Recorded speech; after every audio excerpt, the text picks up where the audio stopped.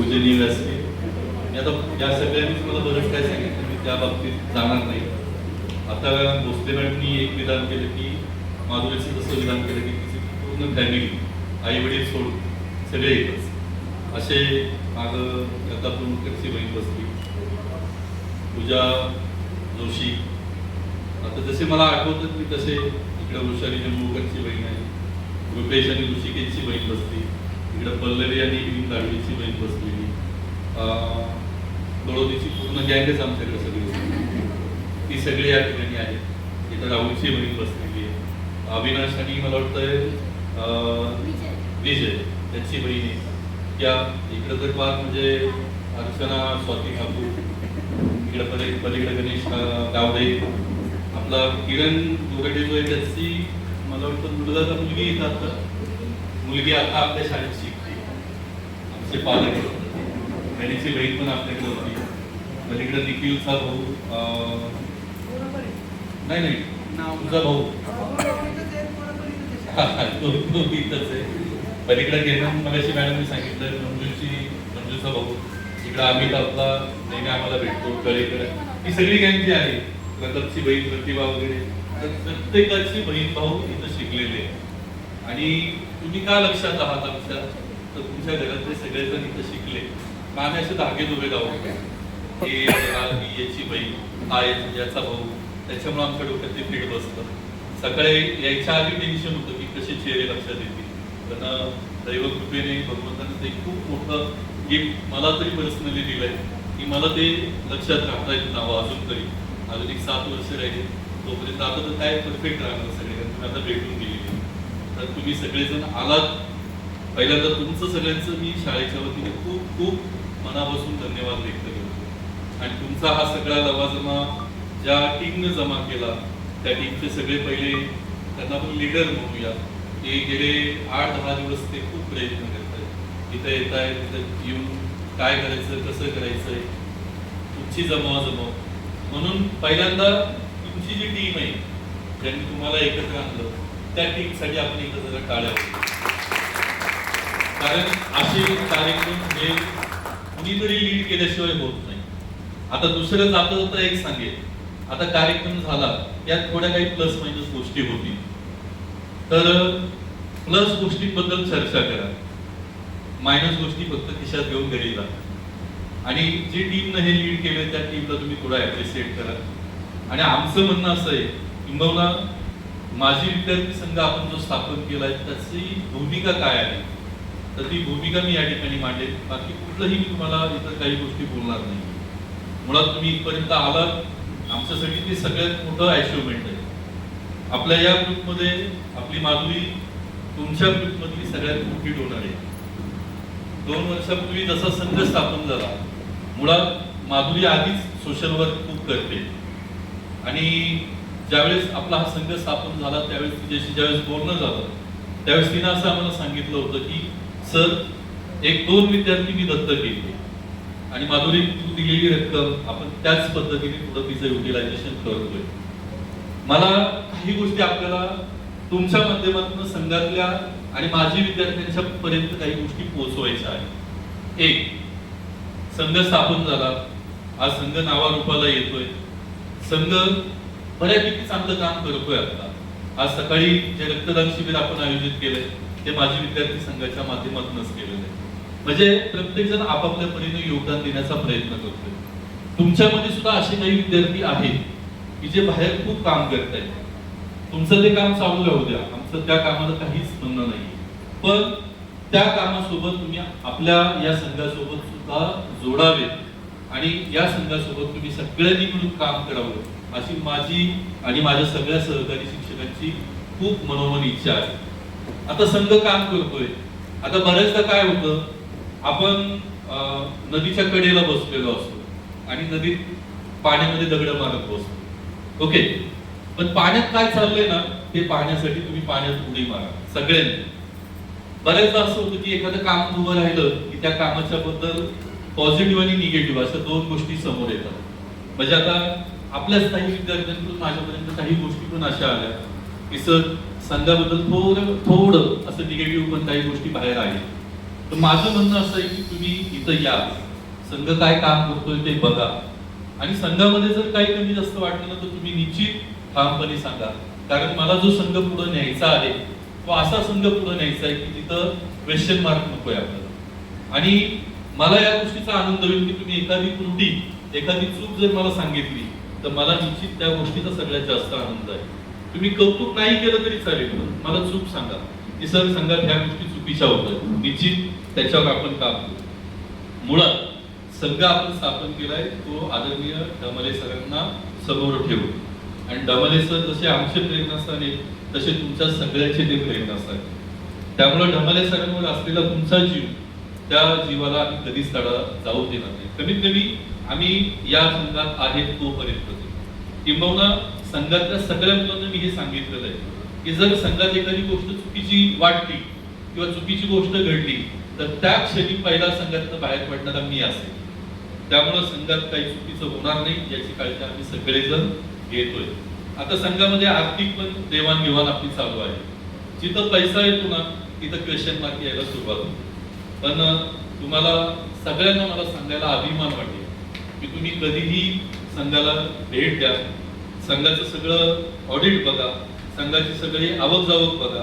तुम्हाला प्रत्येक एक ना एक रुपयाचा तिथं खर्च कुठं झालाय, कसा झालाय, कुणाच्या संमतीने झालाय, या सगळ्या गोष्टी तुम्हाला बघायला भेटतील. त्यामुळं तुम्ही डोळे झाकून या गोष्टीकडे लक्ष द्या की जेणेकरून संघ आपल्याला पुढे न्यायचा आहे. आणि संघ काय करतोय आता, आज रक्तदान शिबिर आपलं चाललंय. हे रक्तदान शिबिर आपण कुणासाठी घेतलंय, आपलाच 10वीच्या पहिल्या बॅचचा विद्यार्थी सुधीर, आणि हा सुधीर आपला पालक सुद्धा होता, त्याची 2 मुलं आपल्याला शिकत होती. आज त्याचीच आठवण राहावी म्हणून आपण हे केलेलं नियोजन आहे. किंवा मधल्या काळामध्ये आपण बऱ्याचशा काही ऍक्टिव्हिटी आपण घेतल्या. एक अविनाश गंगापुरे जो विद्यार्थी ज्याला कॅन्सर झालेला आहे, त्याला महिन्याला आपण उपचारासाठी काही रक्कम देतो. गणेश आयवळे सारखा विद्यार्थी होता ज्याच्या किडन्या फेल झाल्या होत्या, त्याच्यासाठी आपण सगळेजण उभे राहिलेलो होतो.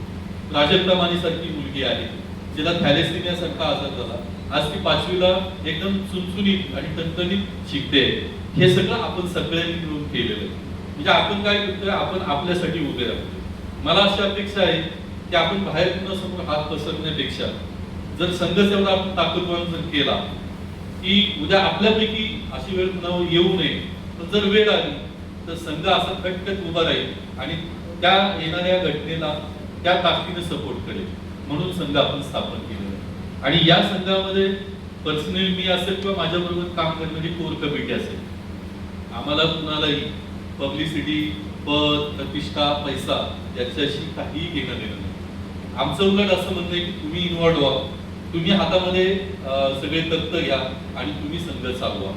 उलट त्या हिशोबाने आमचे प्रयत्न चालू आहेत. आता आम्ही फक्त मूड बांधून द्यायचं काम करतो. एकदा मूड पक्की झाली की मग तुम्ही त्या सगळ्या गोष्टीचं नेतृत्व करावं अशी आमची अपेक्षा आहे.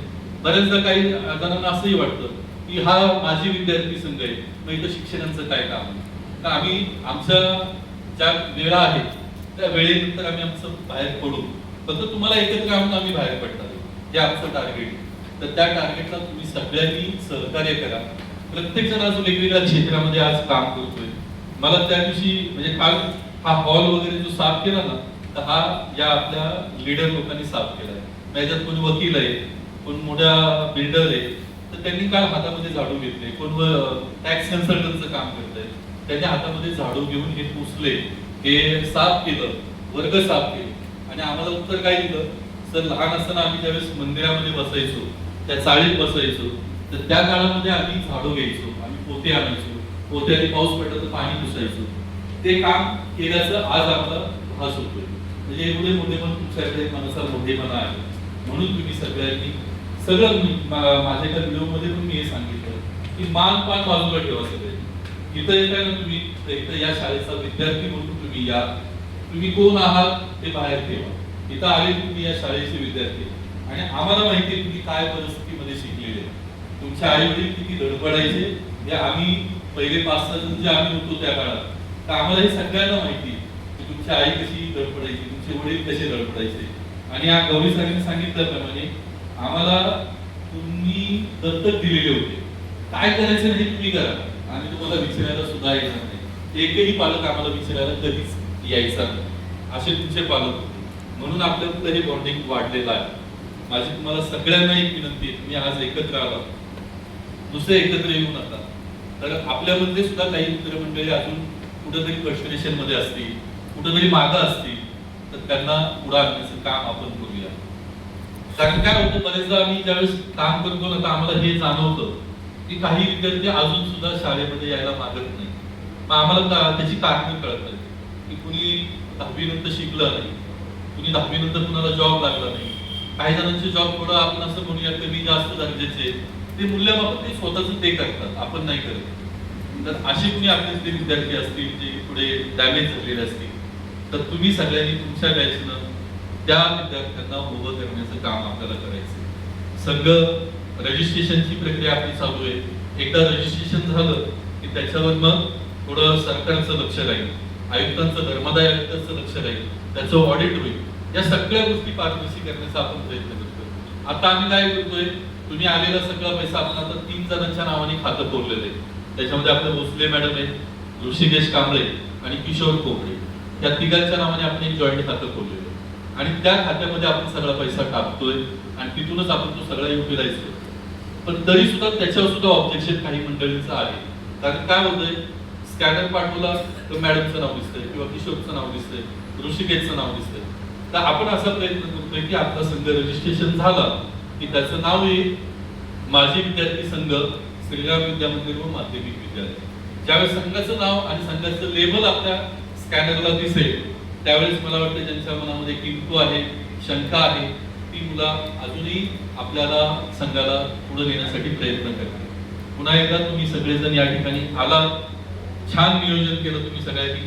आम्हाला आता तसं पाहिलं तर अधिक महिना चालू झालाय, सीझन संपला, म्हणजे लग्नाचा सीझन संपलेला आहे. पण आज आम्हाला असं वाटतं की आम्ही आज एका लग्न सोहळ्यामध्ये, अशा एका वेगळ्या सोहळ्यामध्ये आम्ही सगळेजण आहोत. आणि असे फेटे ते घालून शक्यतो क्वचित प्रसंग असे येतात.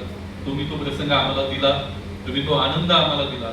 आणि गवळी सर जसे म्हणले की आमची ताकद तुम्ही आहात सगळेजण. आणि लिटरली ज्यावेळेस 10वीचा स्टँड ऑफ तुमचा व्हायचा, तर त्यावेळेस तुम्ही असे मनमोकळेपणाने बोलायचे नाही. पण आज बरेच जर तुम्ही बोललात, तुमच्यामुळे आज आमच्या देवकर मॅडम व्यासपीठावर बोलल्या, आमच्यासाठी ते एक मोठा अचिव्हमेंट आहे. राक्षसला बोलायला कधी पुढे नसतात, त्यांनी डायस पुढे घेतला आणि त्याचा आदर घेऊन ते बोलले, पण तळतळीनं बोलले.